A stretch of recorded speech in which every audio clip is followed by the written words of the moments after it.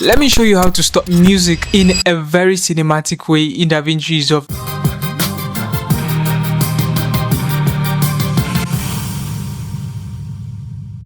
Now you come where the audio is and you identify where you want to make your cut. For this situation, I'm going to be making my cut around here.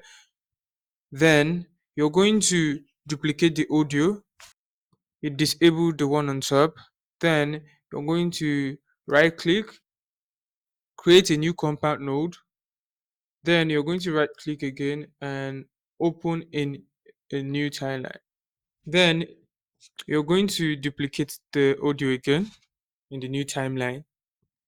Extend it to your choice. Then mute it. You're going to return back to the timeline. You're going to head on to Fairlight Effects and you're going to search for reverb.